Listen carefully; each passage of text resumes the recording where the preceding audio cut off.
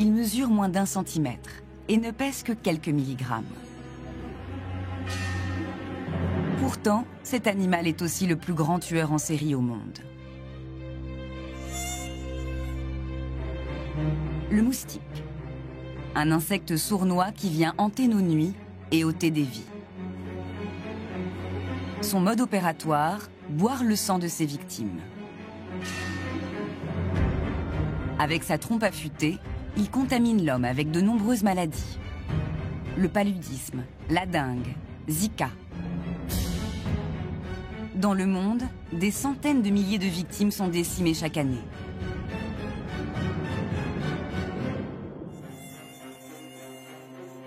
Mais le moustique a un autre visage. 3000 espèces différentes existent sur Terre. Et leur incroyable adaptation, comme leur rôle primordial dans les écosystèmes, pourrait bien donner du fil à retordre à ceux qui voudraient les éradiquer. Tout l'enjeu pour les scientifiques est de répondre aux problématiques de santé publique, sans pour autant créer un désastre environnemental. Un monde sans moustiques. Serait-ce une utopie ou une dérive dangereuse? Ennemi public numéro 1 ou victime innocente d'une guerre déclarée, portrait d'un insecte aux multiples facettes.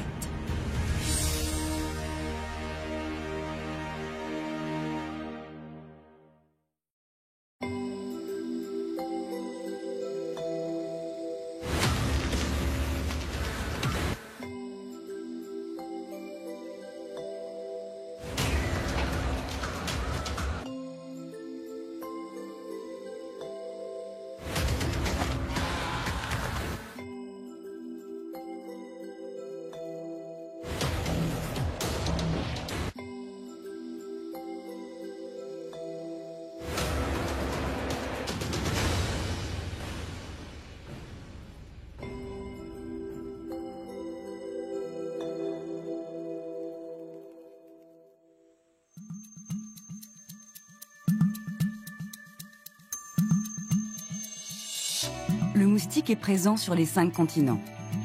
Plusieurs espèces emblématiques sont recensées un peu partout dans le monde et connues pour leur réputation de sanguinaires.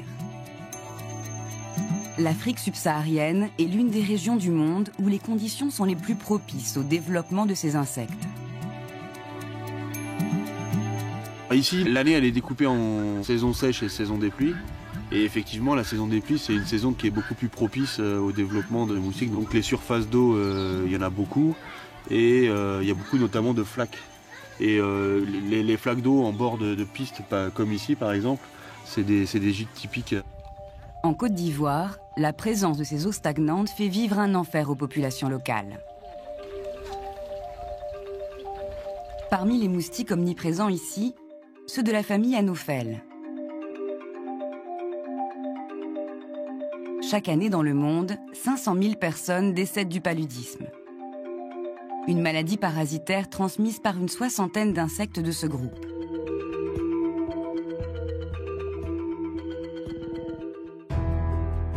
Cédric Pentier est entomologiste médical au sein de l'IRD, un institut de recherche qui a pour mission principale le soutien aux pays en développement.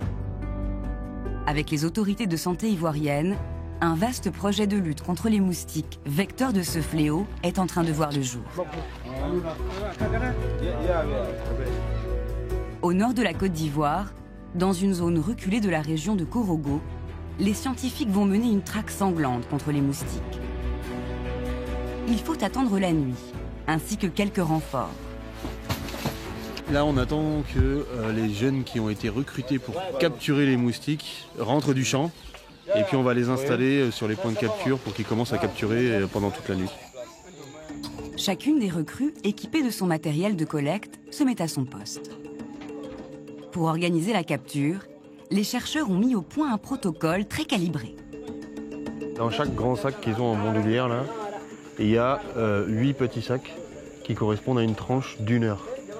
Donc quand ils vont s'asseoir, il y a la tranche de 19h à 20h. Puis dès qu'ils arrivent à 20h, ils changent de petits sacs.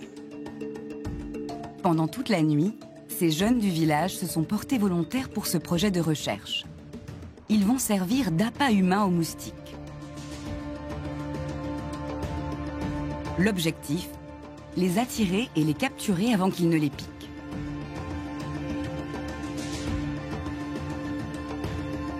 Cette collecte méthodique doit permettre de recenser tous les moustiques qui rôdent auprès des habitations, mais aussi d'étudier leur comportement aux différentes heures de la nuit. C'est la deuxième opération de ce genre organisée ici. La première mission, on a capturé des densités supérieures à 1000 anophèles par nuit de capture. Donc ça veut dire que si quelqu'un dort par terre sans moustiquaire ici, il va se faire piquer en moyenne 100 fois par nuit. Donc selon le pourcentage de moustiques infectés par le parasite, il va avoir potentiellement une très très forte transmission chaque nuit.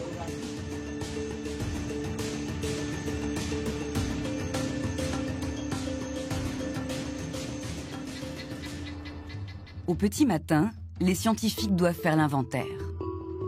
Des centaines d'insectes capturés vont être triés sur le volet dans ce laboratoire improvisé. Ça, c'est un culex, c'est Alternatus. Bon, si vous trouvez celui qui est orange, ça, c'est Culex ingrami. Mais lui, c'est Alternatus. Donc là, Barnabas, il est en train de reconnaître le moustique. Donc il détermine d'abord le genre, et ensuite il va jusqu'à l'espèce quand c'est possible. La majorité des moustiques attrapés sont des anophèles. Mais certains spécimens sont encore peu connus et ne sont pas identifiables facilement. Ce n'est qu'après des analyses détaillées que les scientifiques pourront se prononcer.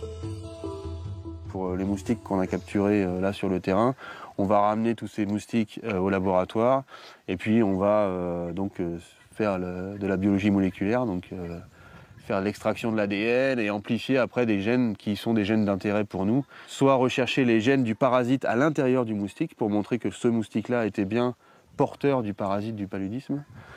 Soit aller déterminer l'espèce pour des moustiques qu'on n'arrive pas à déterminer à l'œil nu. Parfois, lors de ces captures, de nouveaux vecteurs de la maladie sont identifiés.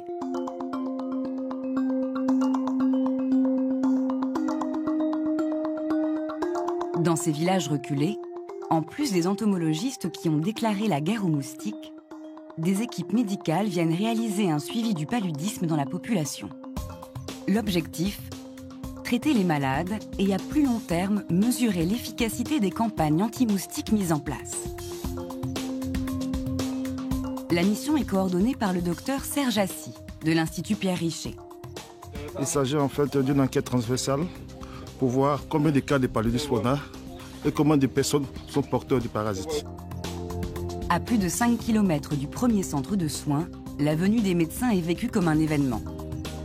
Les jeunes enfants, premières victimes de ce fléau, sont examinés avec attention. Le premier signe du paludisme, c'est la fièvre. C'est-à-dire la température qui est supérieure à 37,5 degrés. C'est la fièvre. Et à cette fièvre est associée d'autres signes, comme des céphalées ou des maux de tête, comme des vomissements, comme des diarrhées chez l'enfant. C'est des signes qui sont présents dans pratiquement toutes les affections tropicales. C'est pour ça qu'il est important de confirmer les cas de fièvre qu'on a. Est-ce que la fièvre qui se présente à nous est une fièvre liée au paludisme ou liée à une autre affection tropicale? Bravo. Voilà. Il l'a donné. Pour détecter la maladie, il est possible de réaliser un diagnostic rapide sur bandelette à partir d'une goutte de sang. Lorsque le parasite du paludisme est présent, il donne un aspect plus dense au sang.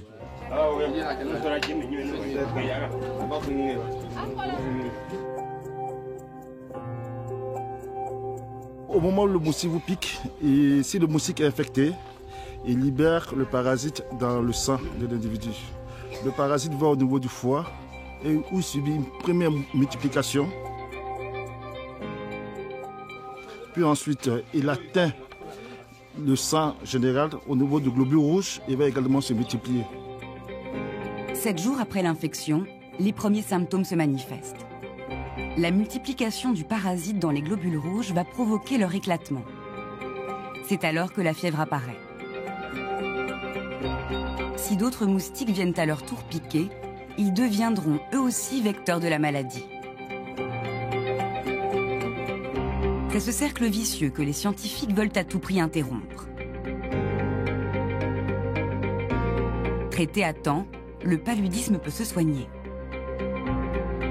Oui, elle est positive au test de diagnostic rapide du paludisme. C'est 6 comprimés.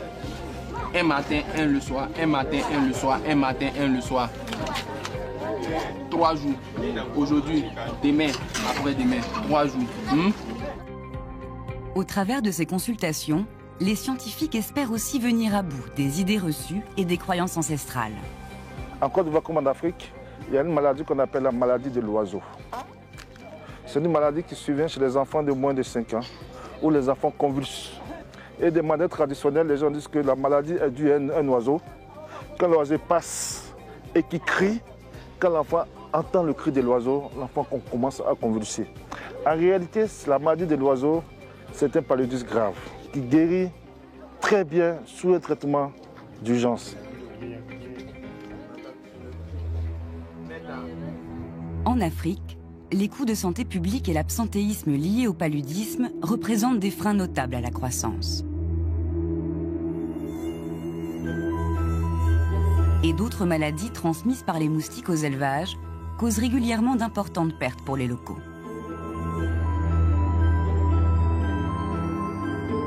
En Europe, il y avait le paludisme avant. Actuellement, il y a des moustiques, mais il n'y a plus de paludisme parce qu'il n'y a plus de parasites. Si on arrive à faire disparaître le parasite, on peut aller vers un monde sans paludisme. Mais aller vers un monde sans moustiques, ce n'est pas sûr. Mais un monde sans paludisme, c'est possible. C'est possible. Ici, venir à bout des moustiques n'est pas encore à l'ordre du jour. Même si ce rêve semble à portée de main dans d'autres régions du monde.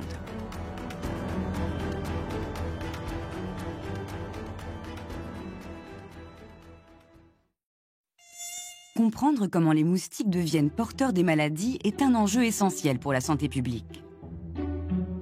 À Montpellier, Christophe Poppy, chercheur à l'IRD, étudie ces vecteurs qui s'en prennent à l'homme comme à d'autres animaux. Pour ces insectes, piquer est avant tout une question existentielle. Les femelles de moustiques que piquent, elles vont absorber du sang, qui est une source de protéines pour pouvoir maturer les œufs qui vont assurer la descendance. Ça va prendre à peu près 3 jours. Mais ensuite, elle va pondre pendant toute sa vie. Et pour chaque nouvelle ponte, elle devra aller faire un nouveau repas de sang.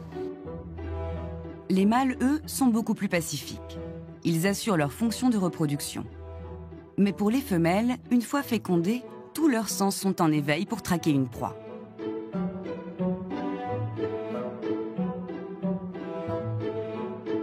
Il va y avoir déjà des organes sensoriels qui vont être mis à contribution pour une reconnaissance de l'hôte à plus longue distance. Donc des antennes, par exemple, où il va y avoir une reconnaissance de certains composés volatiles qui vont être spécifiques de l'hôte qu'il cherche à reconnaître. Au laboratoire Migévec, les scientifiques étudient le comportement du moustique. Plusieurs dispositifs permettent de voir quelles odeurs l'attirent ou comment il se nourrit.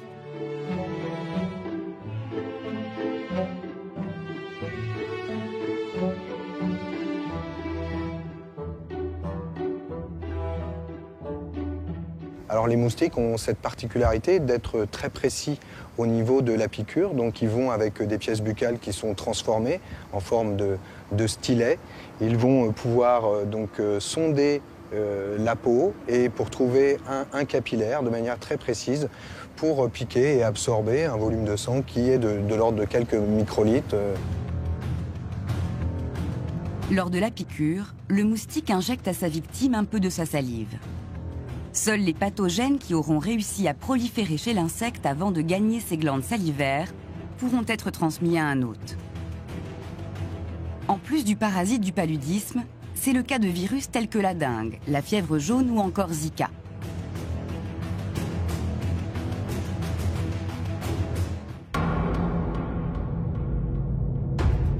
Éliminer les moustiques responsables des pires épidémies, la question est au cœur des préoccupations sociétales.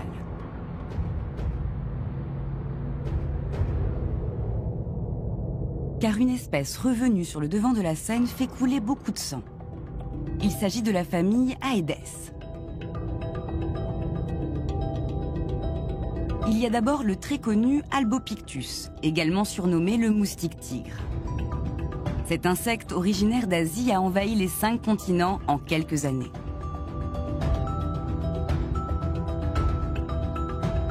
Avec son cousin Aedes aegypti, tous deux sont impliqués dans plusieurs flambées épidémiques liées à différents virus.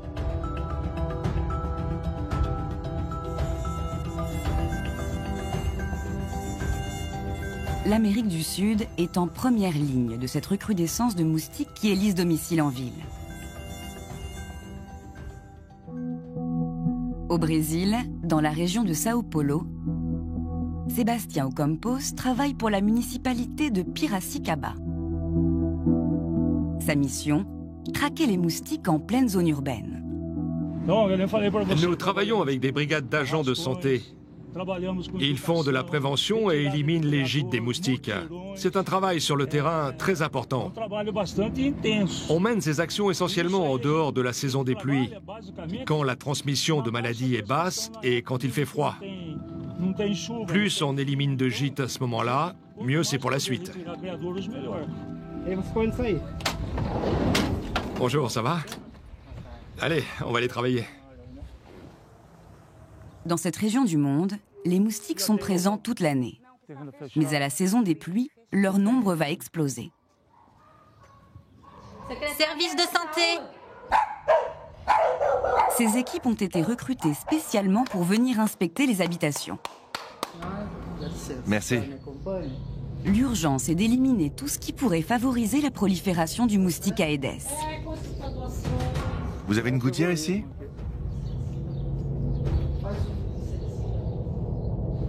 Ici, rien n'est à signaler. Merci. Merci beaucoup.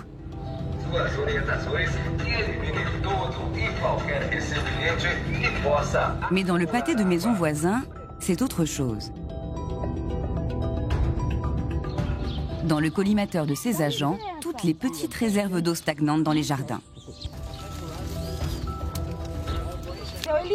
Alors monsieur, vous utilisez tout ça? Ces choses-là alors? Il y en a un peu partout là. Oui, ça je l'utilise. D'accord, utilisez-le, mais placez-le dans un autre endroit alors. Aucun excès de zèle pour les recrues, car les moustiques utiliseraient le moindre centimètre cube d'eau pour venir y déposer leurs œufs. Dans ce terrain, on a trouvé de vieilles boîtes, des bouteilles, des seaux. Tout ça peut accumuler de l'eau.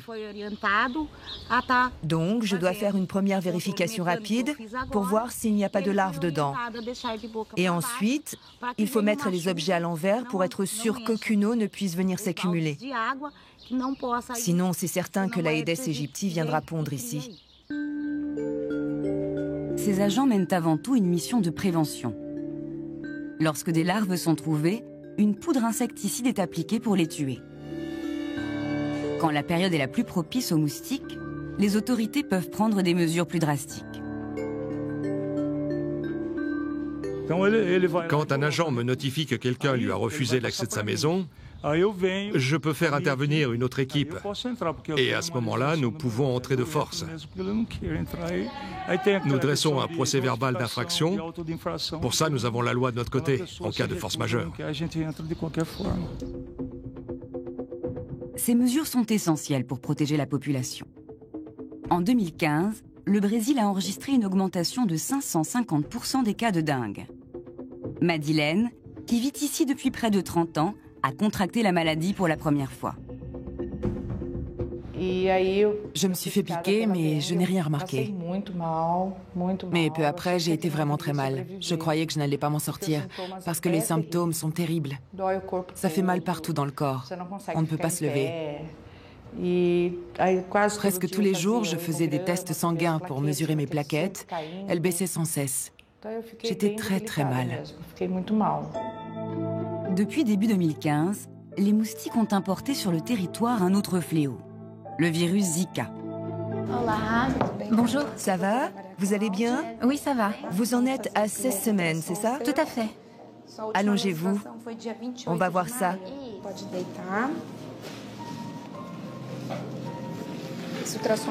Pour cette échographie, on va examiner le développement du bébé et vérifier qu'il n'y a pas d'anomalie. Ok. Approchez-vous. Encore un peu. Vous pouvez mettre vos mains derrière votre tête. Voilà. Vous avez fait un premier examen déjà? Oui, je l'avais fait. Tout était normal. Les médecins redoublent de vigilance, car les femmes enceintes sont en première ligne. L'infection peut causer d'importantes malformations cérébrales au fœtus. Sa taille est normale. La calotte crânienne a un aspect normal. Très bien. Camilla n'en est qu'à 4 mois de grossesse. La future maman devra refaire une échographie dans 2 mois afin de confirmer le diagnostic.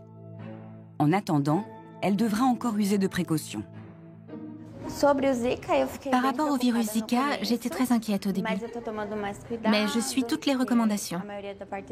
Durant la journée, je reste à l'intérieur, à mon travail. Et puis après, je rentre directement à la maison. Et je ne sors pas beaucoup. Et chez moi, je fais aussi attention aux moustiques. Et j'utilise des répulsifs régulièrement.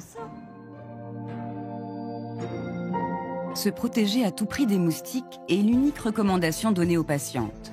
Car contre le virus Zika, aucun traitement n'existe. Dans le service de gynécologie de l'hôpital de Piracicaba, le docteur Paolo Padovani prescrit des analyses sanguines dès qu'un cas est suspecté chez une femme enceinte.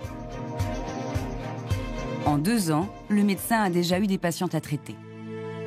Grâce à Dieu, les contacts que j'ai eus avec les patientes ayant Zika, elles en étaient déjà à 20 semaines de grossesse. Et donc elles ont développé la maladie, mais fort heureusement, comme le développement du bébé était un peu plus avancé, les bébés n'ont pas eu de problème et ils sont nés en pleine santé.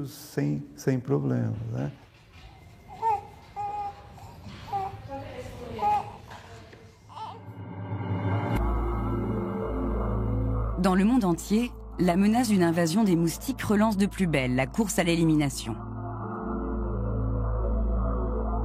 L'une des clés pour y parvenir est de comprendre le développement de ces espèces.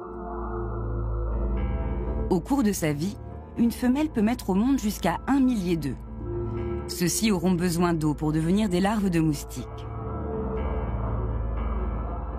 Dans le sud de la France, Frédéric Simard, directeur du laboratoire Migévec à Montpellier, surveille de près les espèces les plus invasives.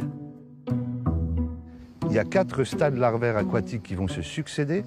On passe d'un stade à l'autre par des mues complètes qui prennent grosso modo 48 heures à chaque stade. On arrive à un stade de nymphe, un stade de pupe, un peu comme un papillon passe d'une chenille à un insecte qui va voler. En temps normal, le moustique se développe en 1 semaine. Mais chez certaines espèces, les œufs et les larves ont la capacité de survivre pendant plusieurs mois dans des conditions extrêmes. Au Canada, on peut voir des larves de moustiques survivre sous la glace pendant toute la période hivernale et émerger au printemps. D'autres encore, les œufs des Aedes peuvent rester dans l'environnement pendant plusieurs mois et n'éclore que quand ils sont mis en eau par une pluie, par exemple. C'est une manière que les moustiques utilisent pour passer les saisons défavorables. C'est cette stratégie qui permet au célèbre moustique tigre de refaire surface d'un été sur l'autre dans les régions tempérées et d'entretenir son cycle de développement effréné. Une fois qu'il émerge de la nymphe, il va passer un certain temps à solidifier sa cuticule, son squelette externe, à acquérir sa maturité sexuelle. 48 heures après l'émergence, il va s'accoupler. Aujourd'hui, de nombreuses recherches sont menées pour rendre les moustiques stériles et mettre au point des insecticides efficaces.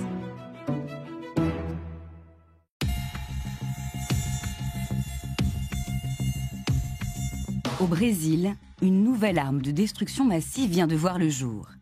Il s'agit d'un moustique génétiquement modifié.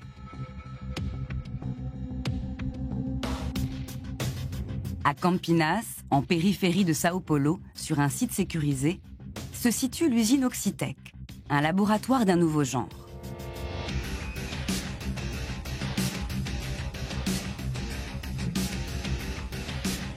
Ici, on fabrique à la chaîne des moustiques transgéniques.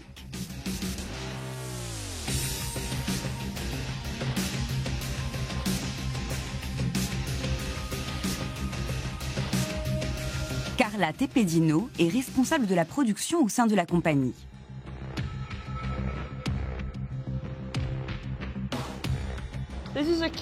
Cette cage est pleine de moustiques transgéniques de l'espèce Aedes aegypti.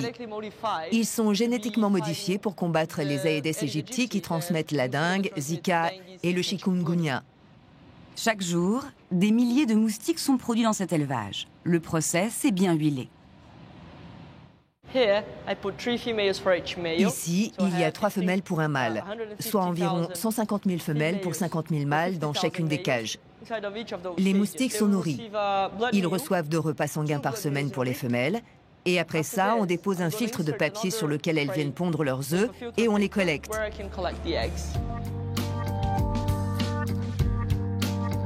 Tout est optimisé pour la reproduction des moustiques, car leur progéniture intéresse les scientifiques.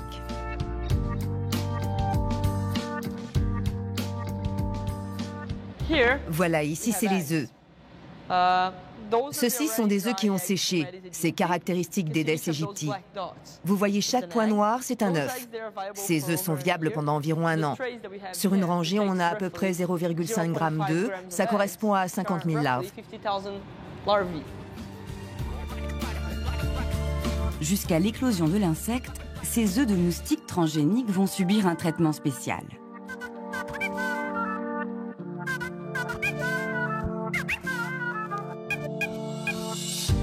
Ils sont d'abord immergés dans ces vastes récipients et sans cesse alimentés en nutriments pour favoriser le développement des larves.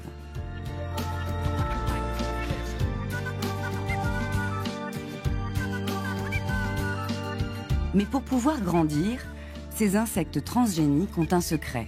Ils vont avoir besoin d'une potion bien particulière.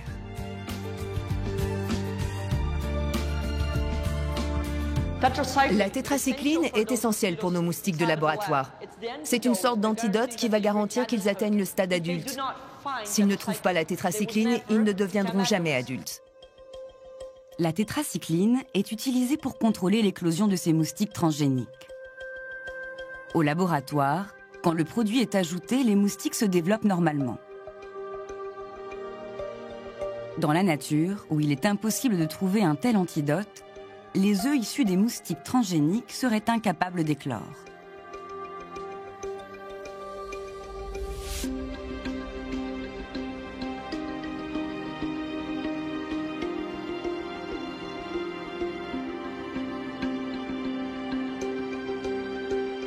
Mais avant cela, une sélection s'impose chez les larves. On trie les mâles et les femelles. Les larves mâles sont plus petites alors que les femelles sont plus grosses. Les mâles parviennent donc à passer entre le maillage et remontent à la surface, alors que les femelles restent bloquées dans le dispositif.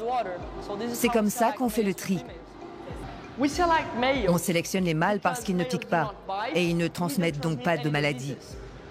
En plus, les mâles peuvent copuler avec plusieurs femelles, alors que les femelles ne copulent qu'une fois. Ainsi, nous garantissons que les moustiques que nous relâchons ne peuvent causer aucun problème. Dans peu de temps, ces mâles qui n'ont jamais vu la lumière du jour vont connaître leur heure de gloire. Au petit matin, 200 000 d'entre eux seront relâchés. Cette opération inédite est actuellement menée dans plusieurs villes du Brésil pour lutter contre les moustiques.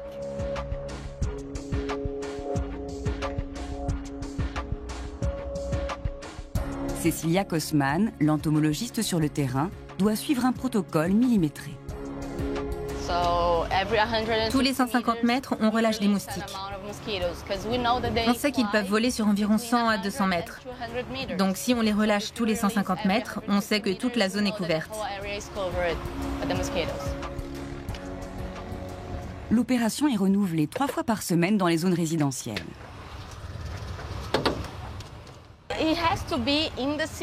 On doit faire le lâcher en zone urbaine, près des habitations. Parce que c'est ici que sont les moustiques sauvages. Ils vivent près des maisons. Les femelles recherchent des proies humaines dans les maisons. Alors c'est important de ne pas relâcher les moustiques en pleine nature. Parce qu'Aedes aegypti ne sera pas là.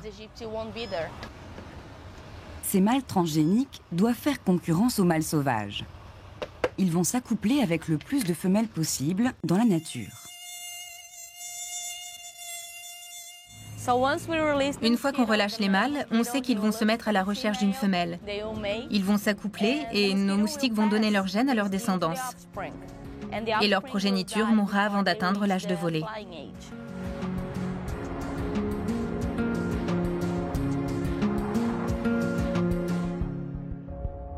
Le Brésil est le premier pays à avoir dépassé les craintes de cette technologie pour autoriser des lâchers de moustiques mutants. Mais déjà, les premiers résultats sont là. Dans ce quartier, on relâche des moustiques continuellement depuis avril 2015. Depuis cette date, on a mesuré une diminution de 82% du nombre de larves de moustiques sauvages. Avec ces promesses, de nouveaux pays envisagent de se lancer dans ce business des moustiques.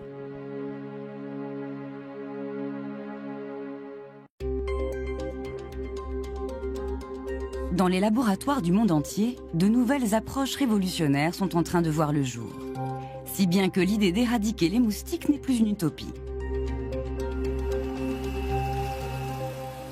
Les nouvelles technologies à base d'ADN, de modification de l'ADN des moustiques peuvent effectivement amener à l'élimination localement de certaines espèces de moustiques. Ça ne sera pas toutes les espèces et ça ne pourra pas se passer partout. Mais on a effectivement de bonnes pistes pour arriver à l'élimination de ces animaux dans des environnements où l'homme est très présent. En mai 2016, l'Organisation mondiale de la santé a tiré la sonnette d'alarme pour accélérer la lutte. Que cela soit la propagation de Zika, la résurgence de la dengue et la menace dormante du chikungunya, nous payons le prix aujourd'hui. Nous payons le prix de l'échec cuisant de notre politique de contrôle des moustiques dans les années 1970.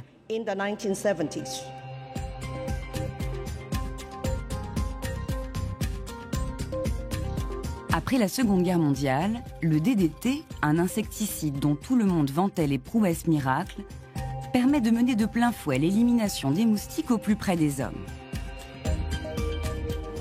In the Pacific, DDT goes to war against malaria in a big way, by airplane. Le paludisme est ainsi supprimé de 37 pays du monde, dont l'Europe et l'Amérique du Nord. Mais la bataille a fini par s'essouffler. Au début des années 70, le DDT est au cœur d'un véritable scandale écologique. Pire, les scientifiques découvrent que certains moustiques pourraient être résistants. Le produit censé les tuer ne leur fait plus aucun effet. La résistance est devenue la préoccupation majeure, comme ici au laboratoire de Bouaké, en Côte d'Ivoire. Cédric Pentier et son équipe surveillent attentivement les mutations génétiques qui procurent ce mécanisme de défense aux moustiques. Donc à l'insectarium, on a la souche Kisumu qui est sensible pour tous les insecticides et la souche KIS-KDR où dedans il y a la mutation KDR. Eh ben, on va prendre ces deux souches en plus de nos moustiques de terrain et l'idée ça va être de savoir est-ce que les moustiques qu'on a ramenés du terrain portent cette mutation. D'accord ? Et en fait, tous les moustiques de terrain qui vont se rapprocher de la courbe ici, on pourra conclure qu'ils sont porteurs de la mutation, alors que tous ceux qui vont rester ici, on pourra conclure qu'ils ne sont pas porteurs de la mutation.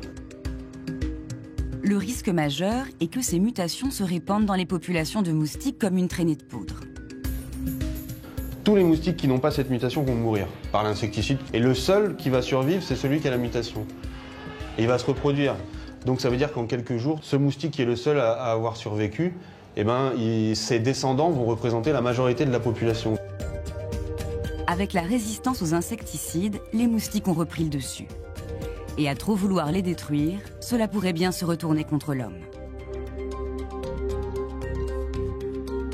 Les premiers moustiques ont émergé il y a 250 millions d'années. C'est bien avant que l'homme soit l'homme. Ils sont là sur Terre, ils ont un rôle à remplir, ils ont un rôle écologique. Le moustique participe à l'un des cycles les plus vitaux de la biologie, qui est la remise en circulation de l'azote organique. Donc par l'action des larves dans l'eau, elles vont participer à la circulation de l'azote. les mâles moustiques jouent aussi un rôle de pollinisateur pour les plantes. Tous ces services rendus à la nature restent encore trop peu connus. Pourtant, dans certains écosystèmes, la disparition du moustique aurait de quoi inquiéter.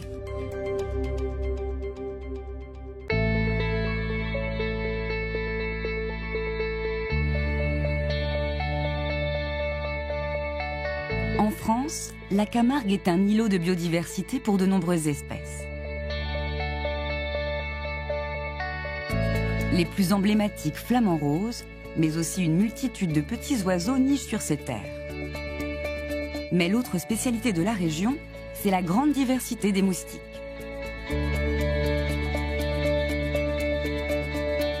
On a une quarantaine d'espèces de moustiques qui sont présents sur le littoral méditerranéen et en Camargue, dont une quinzaine peut piquer l'homme.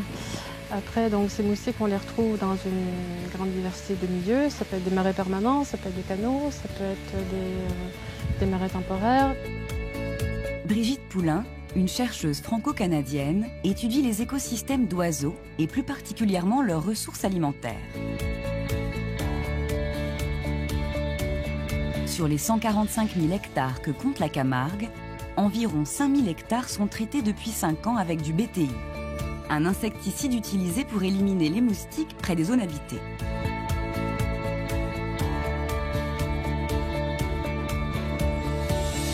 Avec leurs filets, les chercheurs étudient l'impact de cette démoustication sur la faune.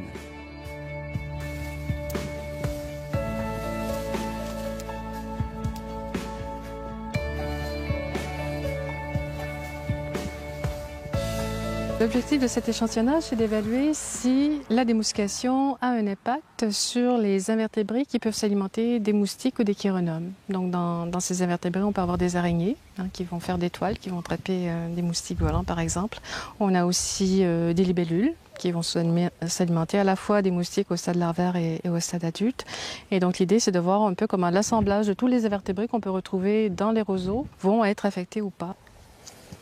Alors la pêche a été bonne? Plutôt, ouais. Ça va. On va voir. Des chenilles, des coléoptères, Un peu de gastéropodes. un peu de gastéropodes, un peu d'hyménoptères. L'insecticide s'attaque aux larves de moustiques et de chironomes, un cousin du moustique. Des espèces à la base de toute la chaîne alimentaire. Sur les roselières traitées, on a une baisse de l'ordre de 35% dans les invertébrés. Et c'est surtout les araignées, les coléoptères qui sont affectés. Cette diminution des invertébrés, couplée à la disparition des moustiques, a un effet direct sur les populations d'oiseaux.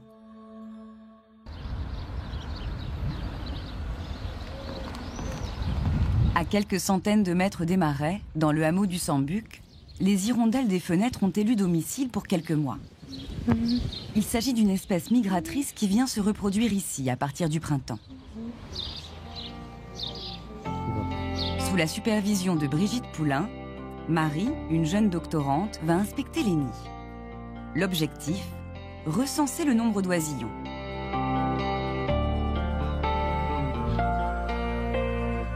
En fait, on évalue le succès reproducteur des hirondelles. Donc, le succès reproducteur s'évalue par le nombre de jeunes produits dans la saison.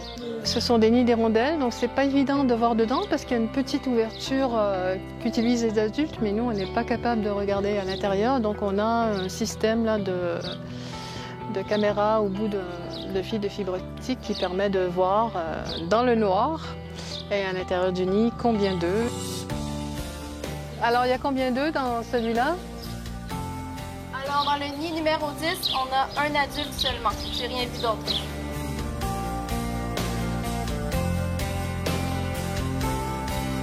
Les habitudes alimentaires des hirondelles sont passées au crible. Régulièrement, les chercheurs prélèvent les fientes sous les nids. Un résultat qu'on a qui est intéressant, c'est que sur les sites traités, pour compenser les chironomes et les moustiques qui sont moins abondants, les adultes vont donner des fourmis volantes aux poussins. Donc les fourmis volantes, ce n'est pas une bonne nourriture quand les poussins sont jeunes parce que c'est des insectes à corps dur qui sont difficiles à digérer. Dans les hameaux entourés de marais traités, Ce qu'on observe au niveau des colonies d'hirondelles, c'est que les parents vont donner moins de moustiques, de chironomes, mais aussi moins d'araignées et d'odonates ou de libellules comme ressources alimentaires aux poussins. Ce qui fait qu'on a un poussin sur 3 qui va mourir de faim, en fait, qu'on retrouve souvent mort au pied des nids. Ici, la démoustication fait payer un lourd tribut aux populations d'hirondelles. Et comme elles, de nombreuses autres espèces pourraient en souffrir. Pour l'instant, donc, on s'intéresse à l'impact du BTI sur les passereaux qu'on retrouve dans les roselières, sur les libellules notamment au stade adulte, sur les pipistrelles, qui sont une espèce de chauve-souris.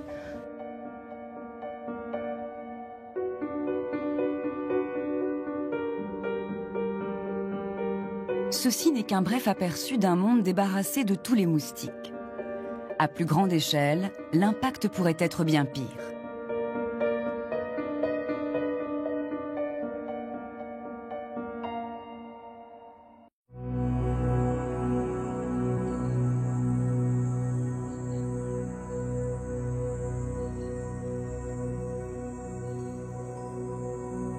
À 8000 km de là, la forêt amazonienne enregistre la biodiversité la plus riche au monde. Une végétation luxuriante, un climat chaud et humide tout au long de l'année et des points d'eau à profusion. Ici, c'est le paradis des moustiques. Dans la région de l'Amazone, qui est la plus grande région du Brésil, nous avons au moins 379 espèces de moustiques recensées. Mais bien sûr, il y a encore de nombreuses espèces que l'on découvre lorsque l'on fait des collectes. Roger et Rosa Hutchings ont fait la route depuis l'université de Manaus au Brésil à une centaine de kilomètres d'ici. L'Amazonie est le terrain de chasse préféré de ces deux entomologistes pour capturer des moustiques. Celui-là, prends-le pour moi. Je le prends. Non, pas celui-là, il est trop grand. Celui-là, c'est bon? Il fait pas moins de 35 degrés et l'humidité avoisine les 60%. Avant de s'enfoncer dans la jungle hostile, le duo s'équipe soigneusement. On y va? En route.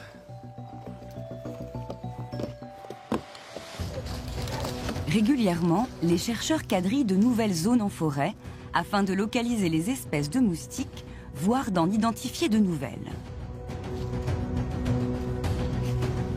Le scientifique a pris avec lui tout un attirail de pièges différents, qu'il va disposer à des endroits stratégiques. Ce sont des pièges configurés pour capturer des insectes. Le principe de base, c'est qu'il y a une lumière qui attire l'insecte. Et il y a une ventilation qui pousse l'insecte dans ce petit sac ici.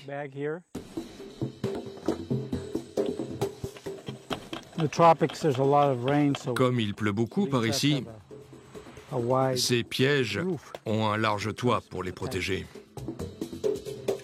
Ce piège va émettre une lumière incandescente capable d'attirer certains moustiques. Mais pour optimiser la collecte, le chercheur a d'autres tours dans son sac. Ça, c'est un piège avec une lumière différente. Celui-là utilise un tube ultraviolet. Ça attire plus les moustiques mâles. Et ça nous intéresse d'attraper les mâles parce que généralement, toutes les identifications se font sur des spécimens mâles. En tout, une vingtaine de pièges seront éparpillés en pleine forêt, tous les 50 mètres environ. À la tombée de la nuit, la capture pourra commencer. Pendant ce temps, Rosa garde un œil sur tout ce qui bouge. C'est important de faire la collecte le jour, parce qu'il y a certaines espèces de moustiques qui ne sont là que le jour. Et après la nuit, on peut faire la collecte d'autres moustiques.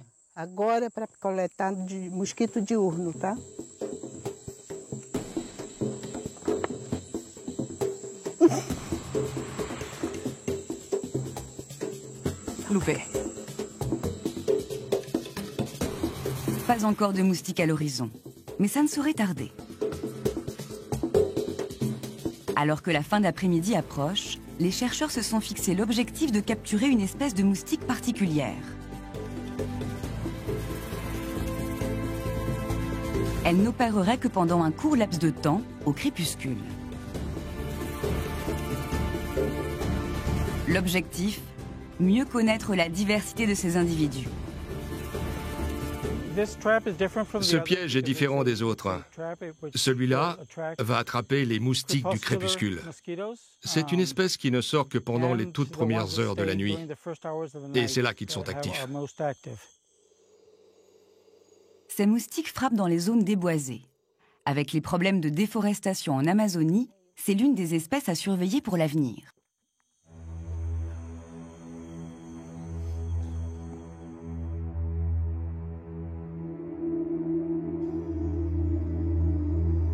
Au terme d'1 heure de capture, il est temps de pénétrer dans l'antre des moustiques.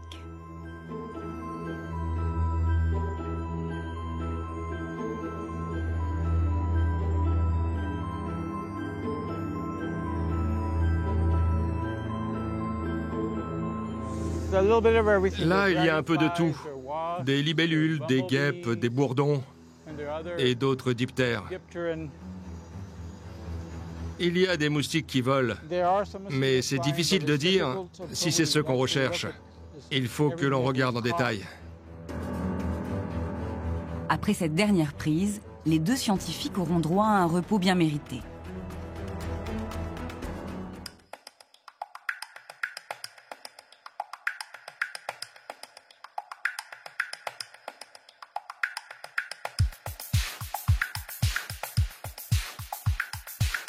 Dès le petit matin, le scientifique va récupérer ses trophées de chasse.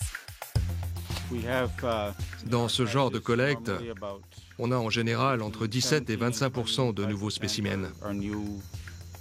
Ce sont des espèces ou sous-espèces qu'on ne connaît pas, qui n'ont pas de nom et ne sont pas encore décrites.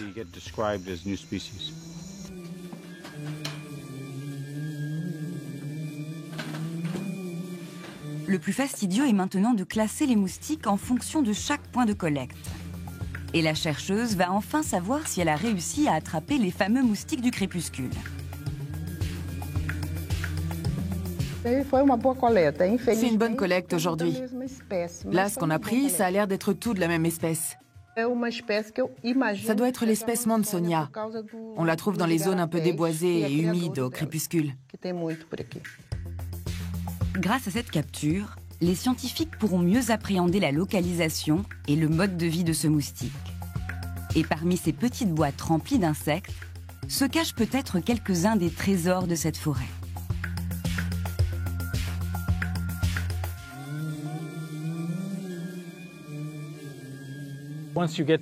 Une fois que l'on connaît un peu les différentes espèces de moustiques, leur diversité, leur forme, leur couleur, leur morphologie, on se rend compte que ce sont presque des œuvres d'art à part entière, des espèces très bien conçues.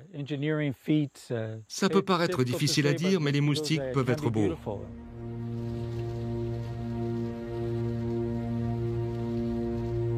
Après la mission de terrain, direction le laboratoire de Manaus. Et c'est Rosa qui va prendre le relais. Pour l'identification des moustiques, c'est une spécialiste renommée.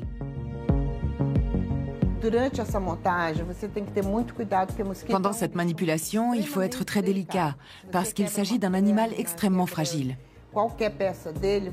Si une jambe se casse, si n'importe quelle partie est endommagée, on perdra des caractéristiques et son identification sera plus difficile. Chaque genre a ses particularités. Ici, il y a des brosses sur le sommet de la tête.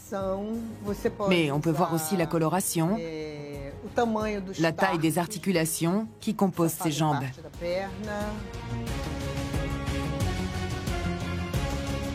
Et quand les observations au microscope ne suffisent pas, les moustiques sont disséqués pour livrer alors toute leur intimité. Je dois faire la dissection des organes génitaux. Il faut ouvrir et observer en détail pour que je puisse déterminer son espèce. Pour le moment, je peux juste dire qu'il appartient au genre Culex sous-genre Melanconion. Je ne peux rien dire d'autre jusqu'à ce que je puisse regarder ses autres caractères.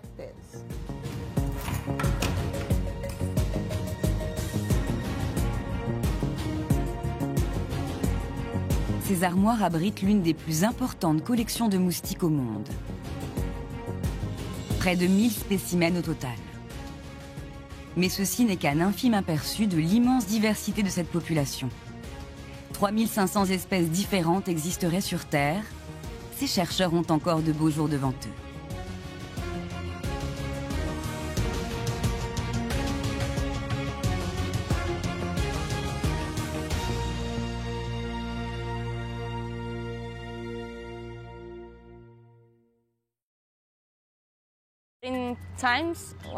À l'époque à laquelle nous vivons, avec le trafic aérien, routier, naval et les déplacements humains, on ne peut éliminer les moustiques nulle part.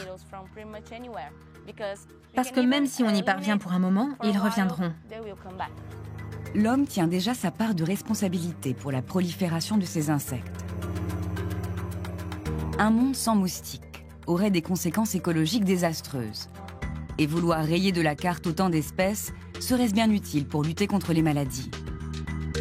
Il y a fort à parier que si jamais le moustique disparaît, le pathogène ne va pas en rester là, il va trouver un autre moyen d'infecter l'homme, par exemple par voie sexuelle, par aérosol, par contact direct. Il y a beaucoup de pathogènes qui utilisent ces moyens-là et il est fort à parier que le pathogène ne va pas se laisser taper dessus comme ça et va trouver des voies de passage d'un homme à l'autre par d'autres voies.